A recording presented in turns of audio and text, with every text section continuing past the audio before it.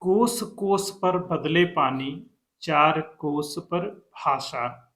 भारत की पहचान यही है और हमारी यही परिभाषा है। और इस विविधता में भी भारत होने का जो भाव है, वही भारत को भारत बनाता है। और कश्मीर से कन्याकुमारी तक हम भारत हो जाते हैं।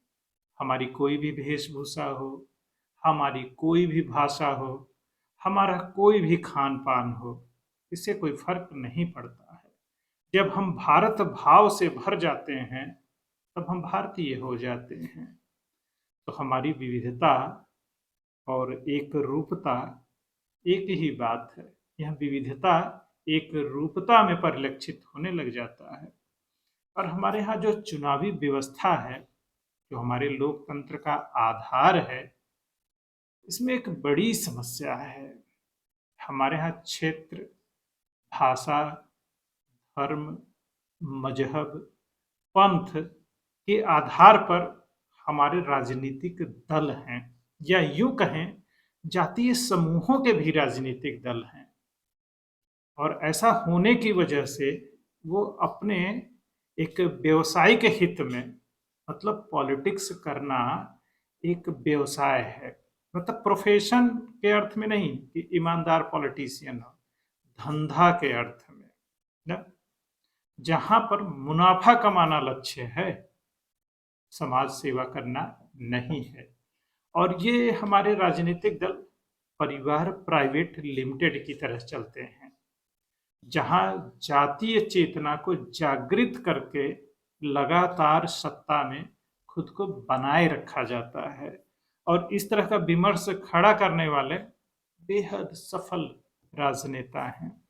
और एक पीढ़ी से दूसरी पीढ़ी, उसके बाद वाली पीढ़ी, और वह पीढ़ियां जिन्होंने अभी जन्म नहीं लिया है, उनका भी भविष्य राजनीति में सुरक्षित हो जाता है, क्योंकि वह फलाने की संतान हैं, फलाने परिवार से आते हैं।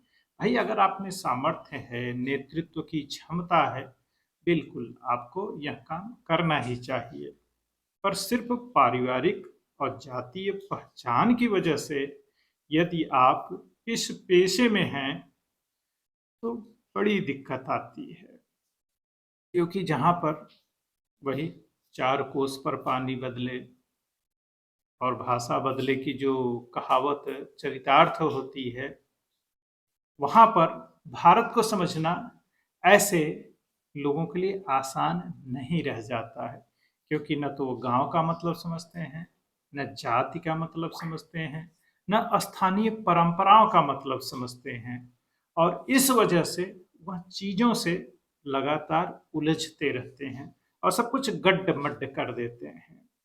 आप तमाम राजनीतिक घरानों के सर्वोच्च कुलीन लोगों को देखिए, जो ऊपर से आए हुए लोग रहते हैं, जो आम भारतीयों की तरह यात्रा नहीं किए होते, जीवन यात्रा, उनको थोड़ा चीजों को समझने में दिक्कत आती है। तो वही जो हमारे राजवंश हैं, तो जिन राजाओं ने उस राजवंश की स्थापना किया था, उनका जो जीवन संघर्ष था, जो समझने की उनके नजरिए थे, जो मतलब उनका संघर्ष था, उसमें उनको बहुत सारी चीजों की ढेर सारी जानकारी थी।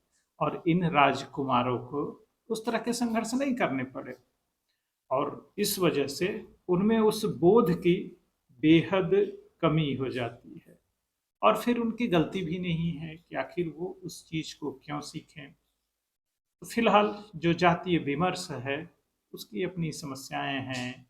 और राजनीति में जाति विमर्श एक सफल खेल की तरह है, जिसका खिलाड़ी लगातार खुद को सत्ता में बनाए रखता है। तो आप किस जाति के हैं, इस आधार पर अगर आपका सामाजिक राजनीतिक विमर्श गढ़ा हुआ है, बना हुआ है, और आप किस पक्ष में बात कर रहे हैं, तो आप भी उसी बीमार मानसिकता वाले व्यक्तियों की श्रेणी में आते हैं। तो अपना आकलन करिए। और एक आइए आपको कुछ सुनाते हैं, सुनने के बाद जो चाहे आप फैसला करिएगा। क्योंकि हम सबकी अपनी समझ की सीमाएँ हैं, उसमें कौन क्या कितना समझ सकता है, समझ लेना चाहिए और इसमें उसका दोष है, ऐसा भी नहीं कहना चाहिए। और इस समझ में उसके दुराग्रह काफ़ी मायने रखते हैं, जो कभी-कभी उसको आगे नहीं बढ़ने देते कि इससे बेहतर और अच्छा सोचा और किया जा सकता है। तो आप भी अपने जीवन के तमाम आयाम तय करिए और सोचिए, देखिए कि क्या आप इससे बेहतर सोच और देख पाते हैं। तो हमारी जो राजनीति है, इसका जो विमर्श है, इसमें जो निहितार्थ है, किस तरह से जात मज़हब की का खेल इसमें खेला जाता है, आइए आपको थोड़ा-सा समझाते हैं, दिखाते हैं, बताते हैं, बाकी आपकी मर्ज़ी, कोई दिक्कत नहीं है कि आप कितना समझे। सुनिए फिर।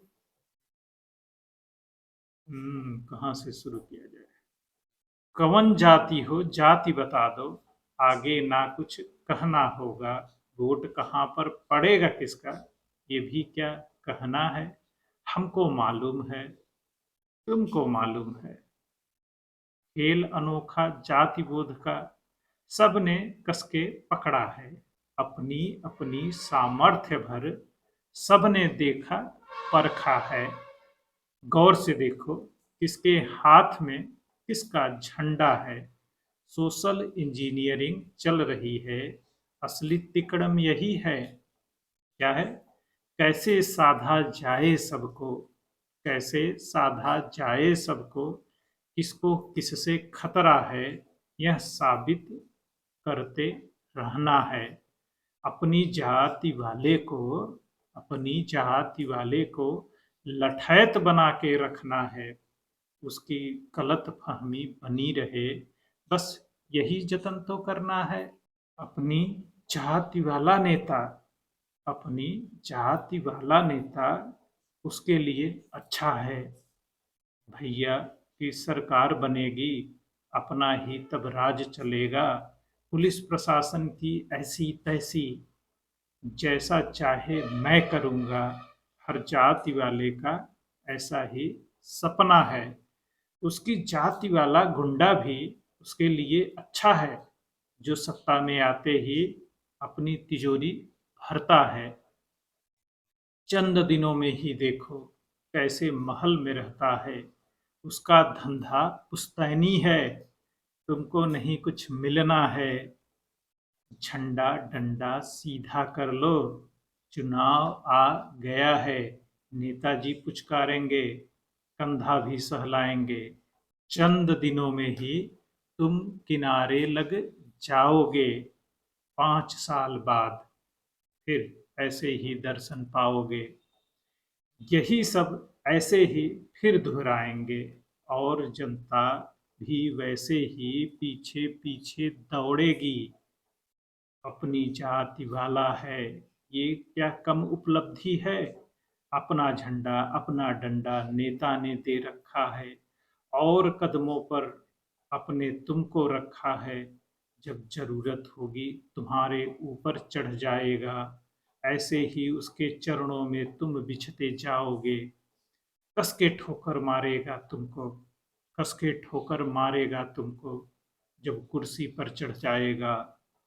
काम उसी का होगा तब, जो चढ़ावा चढ़ाएगा।